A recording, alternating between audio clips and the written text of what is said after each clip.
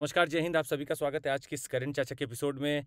और आज वो दिन है जिस समय कुछ हमारे ही एस्पिरेंट्स हमारे बीच के एग्ज़ाम दे रहे हैं इस समय। और उम्मीद है कि वो बहुत अच्छा कर रहे होंगे, बहुत पॉजिटिव होंगे।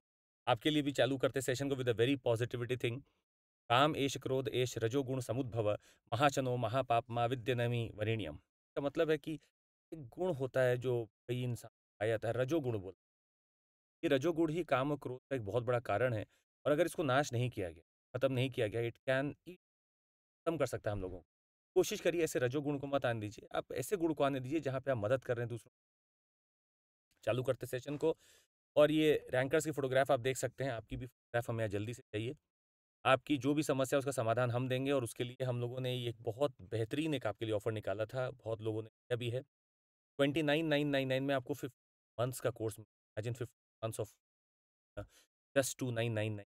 तो आप ये ले सकते हैं। 2 बैच हमारे आरंभ और ट्रायम्फ दोनों ही चालू हो चुके हैं, आप जुड़ सकते हैं। 12 जून से इंग्लिश चालू है, ट्रायम्फ आपका इंग्लिश है, 8 जून से चालू हुआ है। Let's start the session. आज थोड़ा-सा हम फास्ट रहेंगे क्योंकि हमें जल्दी करना भी है, और आज ज़्यादा न्यूज़ रहेगी। जो भी है आइए देखते हैं। पहला थीम है सिक्योरिटी इश्यू का हमने लिया, and in that we had the 8 Naxals, 1 jawan killed in exchange of fire in Chhattisgarh. अब ये छत्तीसगढ़ और पूरा रेड कॉरिडोर अगर आप देखें तो आज तक ये बढ़ती जा रही है, और पिछले कुछ महीनों से अगर देखें तो बढ़ता जा रहा है। तो रेड ज़ोन या रेड कॉरिडोर देखें तो अगर आप भारत के नक्शे पे अगर थोड़ा-सा इसको करें, to have that this whole area starting from Chhattisgarh and up to का पार्ट लेते हुए महाराष्ट्र, कर्नाटक, आंध्र प्रदेश, पूरा थोड़ा-थोड़ा पार्ट लेते हैं। पूरा रेड कॉरिडोर है, और यहाँ पे लगातार एनकाउंटर हो रहे हैं। अप्रैल 16 को भी एनकाउंटर हुआ, 29 नक्सल्स को यहाँ पे गन डाउन किया गया था। अप्रैल 30 को 10 नक्सल को न्यूट्रलाइज़ किया गया था। मई 10 को 12 नक्सल्स को किया गया था। मई 23 को 7 नक्सल्स को किया गया था। जून 5 को देखेंगे 6 Naxals gun down in encounter. तो ये एनकाउंटर यहाँ पे काफ़ी चल भी रहा है। अब यहाँ पे काफ़ी एनकाउंटर कारण ये जो पूरा साउथ पार्ट ऑफ छत्तीसगढ़ है, कहीं न कहीं कई बार परेशान होता है। और यहाँ अबुझमाड़ देखेंगे आप, अबुझमाड़ जो है, अबुझमाड़ में, और ये पूरा सदर्न पोर्शन आपका, इस पूरे एरिया में रिसोर्सेज भी है मेरे पास। I have got forest also, and I have got now one thing that is troubling, that is naxalism. और इसको लड़ने के लिए हम लोगों ने काफ़ी काफ़ी बार हम लोगों ने बनाए हैं चीज़ों। हमारे मॉडर्नाइजेशन प्रोग्राम भी है, और हम चाहते हैं कि वहाँ गवर्नेंस सबसे तरीके से हो, क्योंकि वो लोग हमसे अलूफ फील ना करें, वहाँ के जो लोकल लोग हैं। फिलहाल ये जब खबर आती है कि 8 नक्सल जवान, जब हमारा एक जवान भी उसमें शहीद है, कहीं न कहीं लगता है कि हम लोग ऑपरेशंस तो कर रहे हैं, पर कहीं न कहीं अभी भी वो लोग सक्रिय हैं, और आज भी हम पे कुछ ना कुछ तरीके से एम्बुश करते हैं, हमला कर देते हैं। But this is for sure कि अगर आप गवर्नेंस का डेफ़िसिट वहाँ से हटा दें, मतलब आप अपने लोगों को वहाँ लगा दें, गवर्नेंस डेफ़िसिट हटने के साथ ही आपका नक्सलिज़्म खत्म होने लगे। और नक्सलिज़्म को अगर हम एक ग्राफ के तौर पे दिखाएँ आपको, एक समय आ चुका था when naxalism had its peak, but now it has been subsiding down. अब थोड़ा प्लेट्यू धीरे-धीरे होता है, स्ट्रगल हो रहा है, but it is going to go down. अभी नक्सलिज़्म खत्म होगा, क्योंकि अभी डेवलपमेंट जिस एरिया में आएगा, wherever development would be welcomed, तो नक्सलिज़्म खत्म हो जाए। ठीक है, एक अबुझमाड़ याद रखिएगा, ये नारायणपुर डिस्ट्रिक्ट है, उसमें अबुझमाड़ है। यहाँ माइनिंग भी होती है अबुझमाड़ में, और नारायणपुर डिस्ट्रिक्ट है छत्तीसगढ़ का। अच्छा, सेकंड है जी ग्रुपिंग्स के बारे में, और हमने इसके ऊपर आपको पहले भी बताया था कि G7 का एक आउटरीच समिट है, जिसमें भारत के प्राइम मिनिस्टर, प्रधानमंत्री भी रहे हैं वहाँ पर।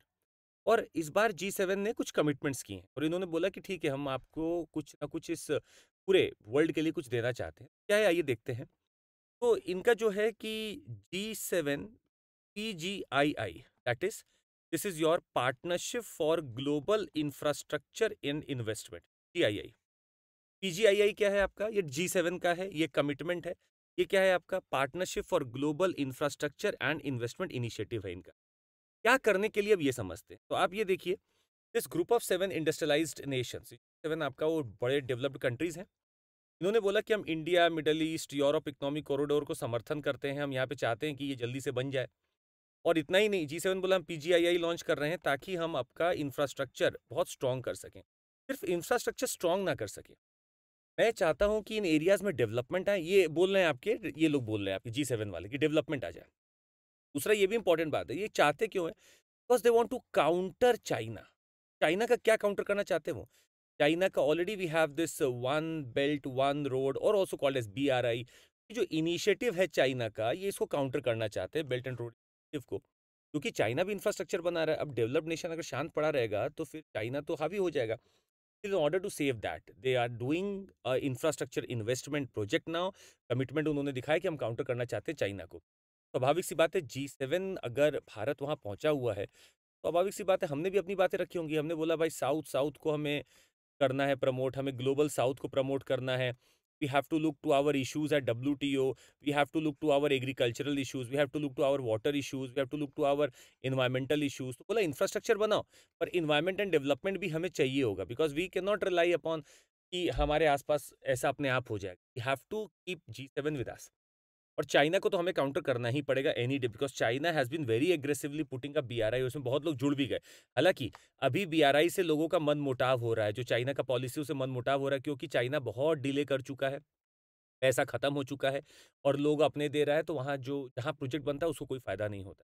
ये सारी बातें अभी चल रही हैं। तो G7 अगर ये करता है हमारे लिए इंफ्रास्ट्रक्चर की बात, तो एक बहुत बड़ी बात हमारे लिए होने वाली है। The very important thing that G7 must, और ये वे फॉरवर्ड भी आपके लिए हो सकता है। G7 अब इंफ्रास्ट्रक्चर इनिशिएटिव्स में अच्छा खासा कमिट कर रहा है।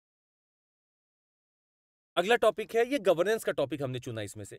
Everyone loves a hot cheap. Actually इसमें 2 स्कीम के बारे में हम आपको ज़िक्र करना चाहते थे और उसकी क्या-क्या दिक्कतें आ रही वो भी हम आपको बताना चाहते हैं। ये 2 चीज़ है। 2013 में जयललिता जी ने चालू किया था एक सब्सिडाइज्ड रेस्टोरेंट का चेन। इसका नाम था अम्मा कैंटीन, अम्मा कैंटीन। ये आज भी चलता है, ताकि डिसएडवांटेज सेक्शन को मदद मिल सके।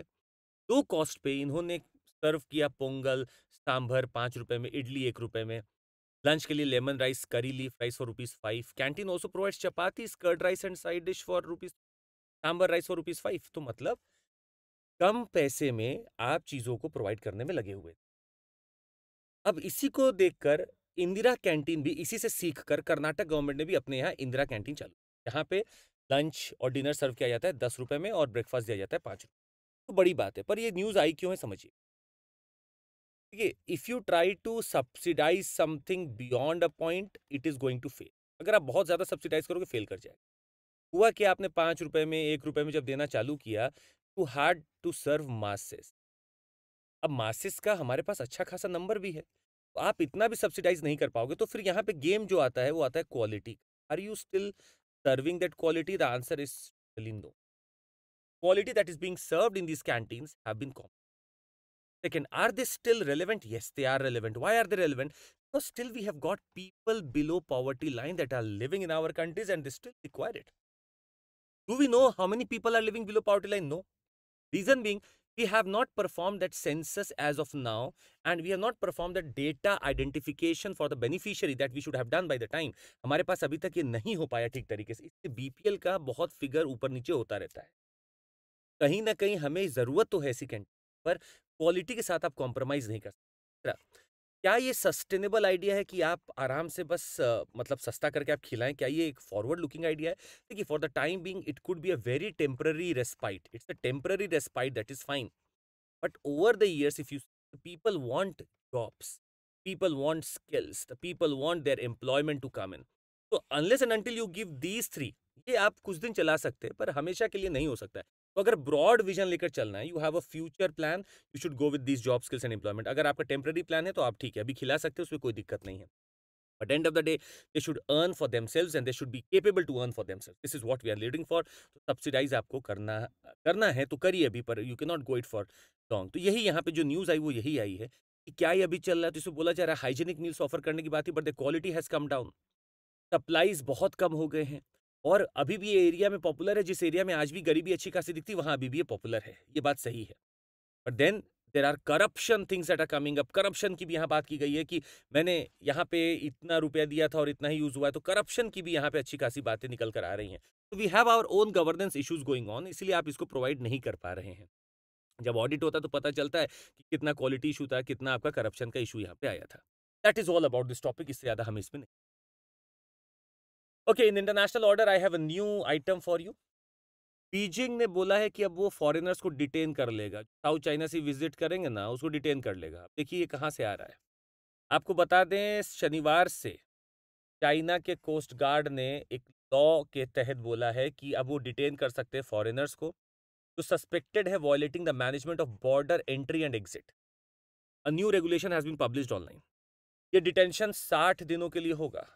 Foreign ships that have illegally entered चाइना's territorial waters and adjacent waters may be detained। अब सोचिए, मतलब फॉरेन शिप जो इल्लीगली, अब क्या इल्लीगल है वो चाइना बताएगा, कि टेरिटोरियल वाटर एडजेसेंट वाटर में घुसोगे तो डिटेन कर लेंगे। अब देखिए कहानी, ये है चाइना और इसके साउथ में देखेंगे तो साउथ चाइना सी। हालाँकि कहीं से भी इस ओशन या सी का नाम साउथ चाइना सी नहीं होना चाहिए था, पर बहरहाल अभी फ़िलहाल सारे रीज़न्स के लिए इसको साउथ चाइना सी मान लेते हैं। तो ये 9 डैश लाइन आप देख रहे हो, tower 9 dash line of China. ये 9 डैश लाइन बोलता है, इसके अंदर जो भी है सब चाइना का है। तो अगर फिलीपाइंस कभी इधर झाँका तो फिलीपाइंस को डिटेन कर लेगा।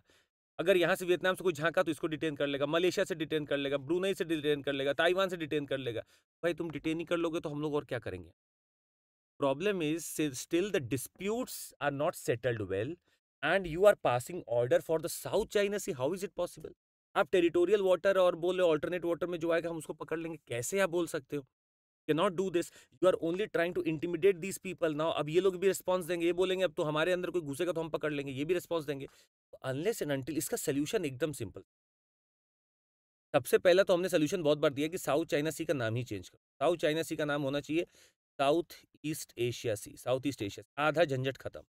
दूसरा सोल्यूशन, अगर ये यूएन क्लॉज को फॉलो नहीं करता है तो इसके साथ ट्रेड बंद कर देना चाहिए। ट्रेड सैंक्शंस इतने लगाओ कि इसका ट्रेड बंद हो जाए, अपने यहाँ भी ठिकाने पे आ जाए।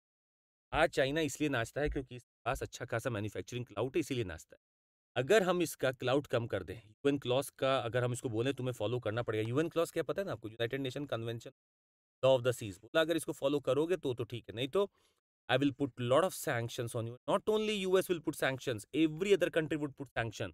नहीं करेंगे ट्रेड, अपने आप हम करने लगेंगे ट्रेड, अपने लोग उससे करेंगे, तुमसे अपने आप चाइना ठीक हो जाए।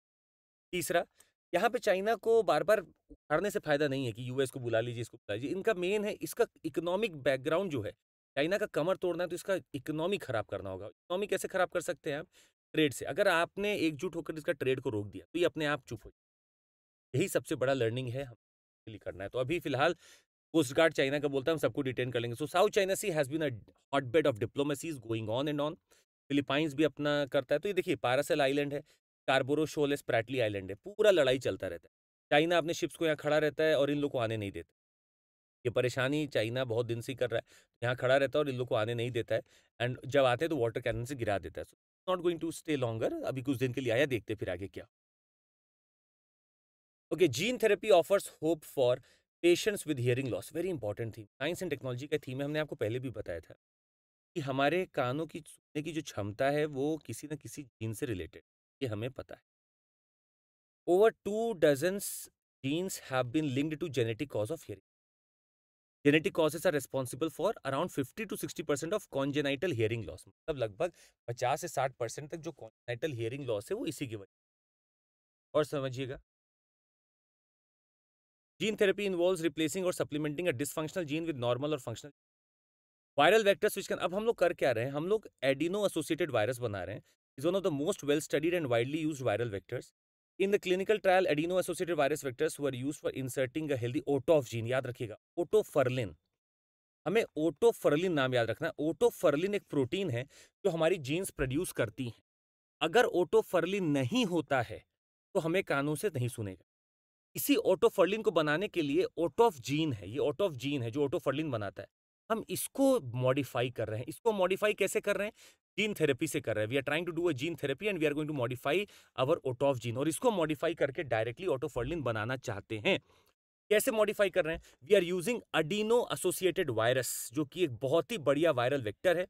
हम इसको डालना चाहते हैं ताकि हम हेल्दी आउट ऑफ जीन को बना सकें and they were use to insert a healthy out of gene in the patient's ear ताकि ओटोफर्लिन प्रोड्यूस हो और आप सुन सकें। तो याद रखिएगा, ओटोफ जीन है, ओटोफर्लिन प्रोटीन है, और इसको मॉडि ओटोफ जीन अगर अच्छा सा नहीं है तो वो दिक्कत करेगा। तो हम जीन को मॉडिफाई कर रहे हैं। जीन को मॉडिफाई करने के लिए क्या यूज कर रहे हैं? एक वायरस यूज कर रहे हैं। वो कैसा वायरस है? Adeno associated virus. Adeno associated virus, बस इतना सा इसमें आप याद रखें।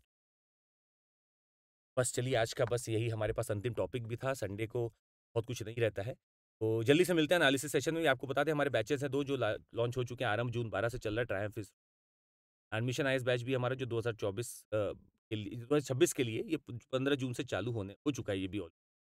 एंड वी हैव एश्योरेंस, आप 2 साल का अगर लेते हैं तो आप प्रीलिम्स दीजिए, मेंस दीजिए, कहीं भी आपका नहीं होगा ना तो हम आपको देंगे। Unacademy Inspire, we are trying to put up sessions of the toppers so that you can learn a lot, and we are launching this optional। हमारा ज्योग्राफी का, जितने लोग को ज्योग्राफी चाहिए एक बार ज़रूर संपर्क कर लीजिएगा। We have this geography optional, let's enjoy this session. That would be all from my side. Thank you so much. Take care. जय हिंद। अपना ध्यान रखिएगा और एक बात याद रखिएगा, निरंतरता ही सफलता की कुंजी। निरंतर है, वही सफल है। आपको बस निरंतर रहना, सफलता खुद आपके पास। Bye, take care. जय हिंद एवरीवन। जय हिंद।